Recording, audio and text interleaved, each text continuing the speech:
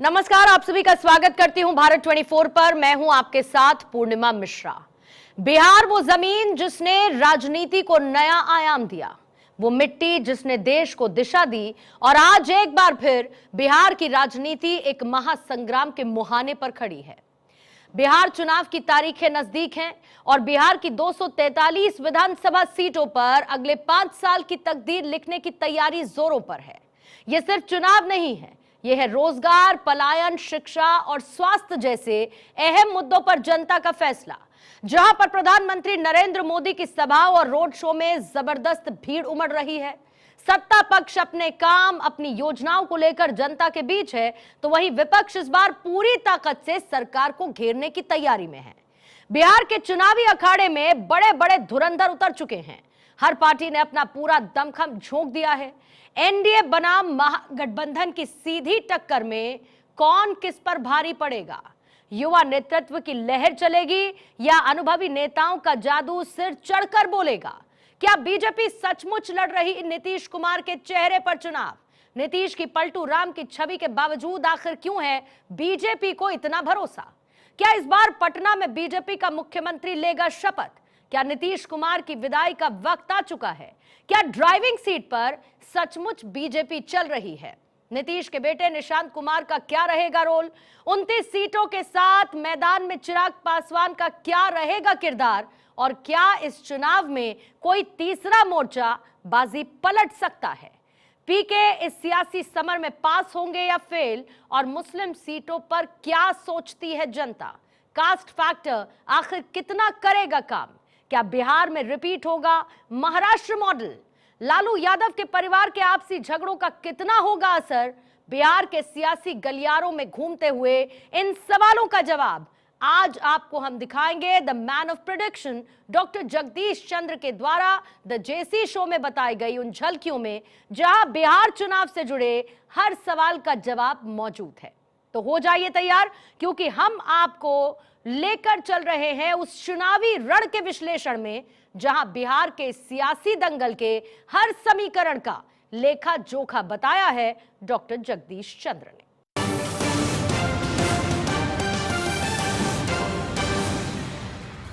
Sir, क्या ये सच है कि इस चुनाव में ड्राइविंग सीट पर अगर कोई है तो वो बीजेपी है? ऑफ कोर्स, पटना पिछली बार जब गया तो मैंने देखा कि नीतीश सरकार का जो पिछले 2 साल से रिमोट कंट्रोल है वो दिल्ली और पटना में जो है वो बीजेपी के पास है। जितने फैसले 2 साल में महत्वपूर्ण फैसले हुए हैं नीतीश कुमार के, उनमें सब भाजपा की आपको जो है ना साफ छाप दिखाई देती है।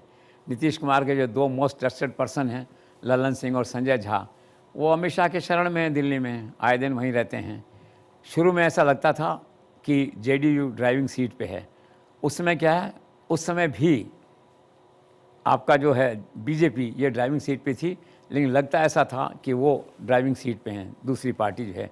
अब उन्होंने उस भ्रम को, उस पर्दे को हटा दिया है और ऐसा लग गया है। अब देखिए, पिछले दिनों प्रधानमंत्री ने राज्य सरकार की एक योजना का श्री गणेश किया वहाँ पे, दैट वे है, तो थोड़ा सा लीक से हटके था।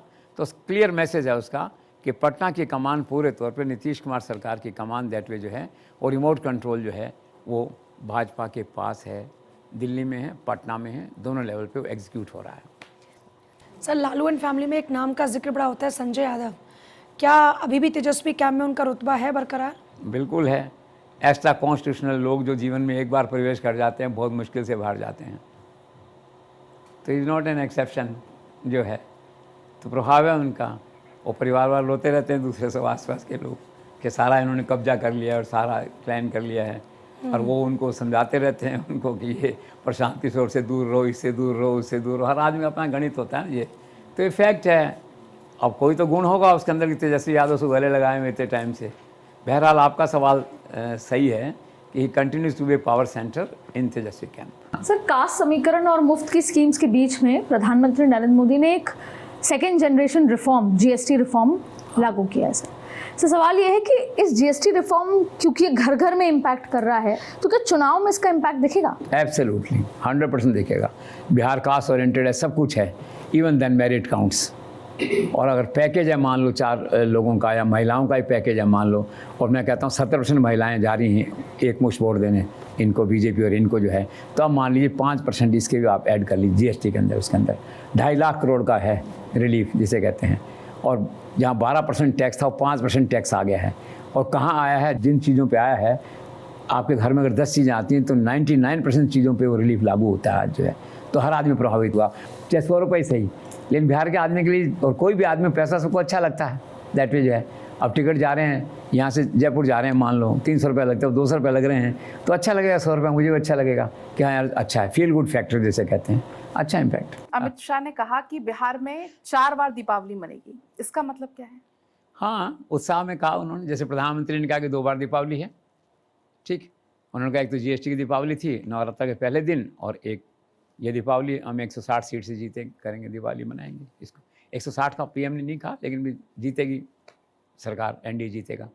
और वहाँ पे अमित शाह ने कहा था कि पहली तो राम मंदिर की दीपावली अयोध्या की थी, जेन्युइनली पूरे देश ने मनाई उसको। दूसरा 75 लाख महिलाओं को जो पैसा ट्रांसफ़र किया नरेंद्र मोदी ने बिहार में, वो थी। तीसरा फिर उन्होंने कहा कि ये जीएसटी था, खुशी थी। और चौथा बोले 160 सीट हम जीत के आएंगे तो दिवाली मनाएंगे। तो let's hope and we all good luck and good wishes to this thought. Sir, प्रधानमंत्री नरेंद्र मोदी के अलावा गृह मंत्री अमित शाह और इसी के साथ साथ जेपी नड्डा भी बिहार चुनाव में काफ़ी एक्टिव नजर आ रहे हैं, इसके बारे में आप क्या कहेंगे? बिल्कुल ठीक कह रही हैं आप, बिल्कुल एक्टिव नजर आ रहे हैं। प्राइम मिनिस्टर तो कह रहे हैं face of the campaign, that way जो है 8 बार तब तक जा चुके हैं। अमित शाह भी 8 बार जा चुके हैं, जेपी नड्डा 6 बार जा चुके हैं, और ये क्रम जारी रहेगा। एक्चुअली क्या नहीं, ये एक तरह से चुनाव की दृष्टि से एक बड़ी वीआईपी त्रिमूर्ति है। ये प्रधानमंत्री हैं, मतलब नरेंद्र मोदी हैं, अमित शाह हैं, जेपी नड्डा हैं। अपने अपने रिक्वायरमेंट के हिसाब से सब जगह जाते हैं। लेकिन इस समय जो लीडरशिप है बीजेपी की, जो शीर्ष लीडरशिप है, जो इन तीनों से जानी जाती है, वो बहुत ही एक अच्छा कोऑर्डिनेशन है, अच्छा जिसे कहना चाहिए तालमेल है, सामंजस्य है। और तीनों की विचारधारा और तीनों का जो वेवलेंथ है, थिंकिंग है, जो कहना चाहिए, वो सारा का सारा बिल्कुल जिसे कहना चाहिए एक जैसा है, पॉजिटिव है। और सबसे बड़ी बात है कि जो परसेप्शन है मार्केट में, वो बहुत अच्छा है इस अलायंस के बारे में, तीनों के वर्किंग के बारे में जो है। तो इनका रोल है, लेकिन बेसिकली जो सबसे लीड रोल है वो प्राइम मिनिस्टर रहेंगे, क्यों चेहरा उनका जो बिकता है बाजार में। आपने सर मीरा कुमार का जिक्र किया, बड़ा दलित चेहरा थे, उनके पूरी फैमिली पिताजी। हाँ। तो क्या इस बार भी कांग्रेस ने ये तय किया कि वो एक बार फिर दलित पॉलिटिक्स की तरफ इस बिहार चुनाव में आगे बढ़ेंगे? बिल्कुल। देखिए, बिहार का सक्सेस ये वो हो गया ना, गैर यादव पिछड़ा वर्ग दिखता है सबको, दलित, महादलित, और उसके बाद में आपका पिछड़ा, अति पिछड़ा वर्ग जो है, तो दलित पॉलिटिक्स है। तो कांग्रेस क्या है कि Congress can't go out of it. वहाँ का जो मैंडेट है, जो रूल ऑफ द डे है, वो दलित पॉलिटिक्स है, वो कास्ट पॉलिटिक्स है, ओबीसी पॉलिटिक्स है वहाँ की। तो कांग्रेस कांट इग्नोर इट। तो Congress also has to fall in line.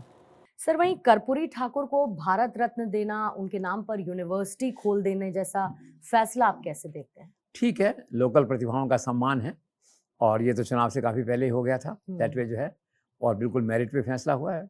Karpoori Thakur का एक नाम है बिहार में, सोशल आंदोलन के जो सूत्रधार थे, और बड़े सम्मान और आदर की निगाहों से उसमें उनको देखा जाता है।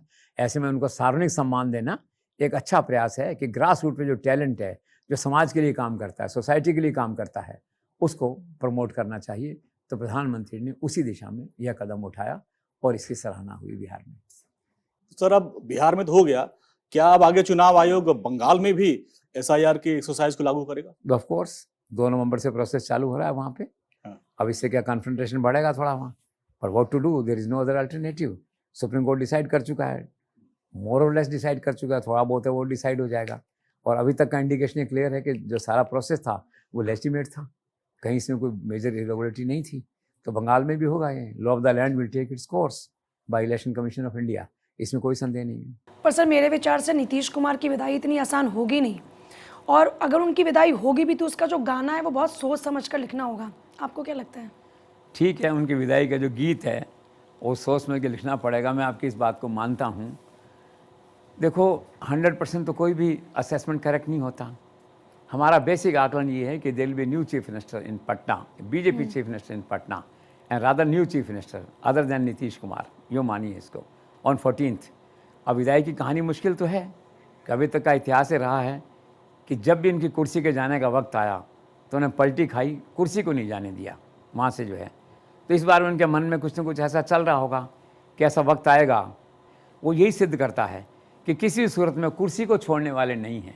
इसलिए आपके मन में सवाल उठा है, ये सारे जो इंडिकेशंस हैं, विजिबल इंडिकेशंस जिनमें वो जा रहे हैं, इसके बावजूद आपका मन ये कहता है कि उसके बैकग्राउंड को देखते हुए उनके ट्रैक रिकॉर्ड को देखते हुए, सत्ता में बने रहने के उसको उनका जो एफर्ट है उसको देखते हुए तो निश्चित तौर पे नहीं कहा जा सकता कि विदा होने वाले हैं।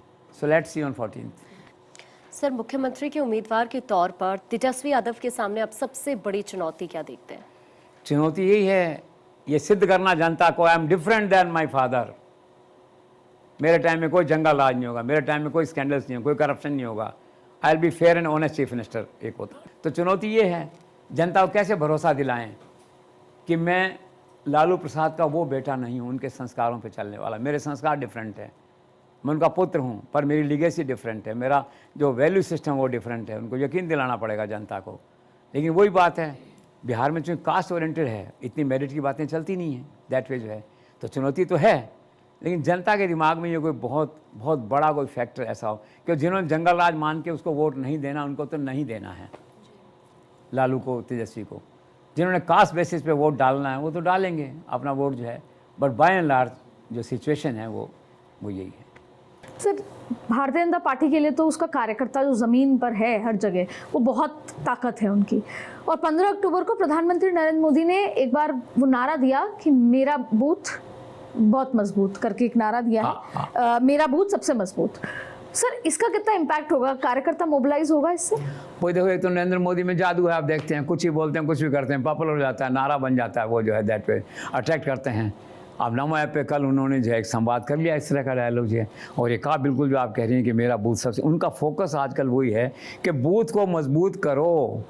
अमित शाह का फोकस भी यही था, नड्डा का फोकस भी यही था कि बूथ को मजबूत करो, ये कहा उन्होंने। और फिर साथ में और भी आगे बढ़ के उन्होंने कहा कि विद इन एनडीए जो कोऑर्डिनेशन के इश्यूज़ हैं बूथ लेवल पे, उसको सॉर्ट आउट करो। Booth is the root cause of success और फेलियर, ये उनका कहना है जो है। और फिर उन्होंने कहा कि एकजुट भारत एकजुट इंडिया, मतलब वो तो फिर उसी का एक्सटेंशन है। फिर ये भी कहा कि दिवाली 2 बार आ गई, इस बार जीएसटी की दिवाली आ गई, दूसरी दिवाली आ गई, वो तो एक उसका एक्सटेंडेड पार्ट है। लेकिन एक अच्छा नारा था, चुनाव के समय एक नया नारा दिया उन्होंने, कार्यकर्ताओं प्रभावित करेगा, कार्यकर्ताओं को बूथ की ओर जाने की प्रेरणा देगा, and that is success story.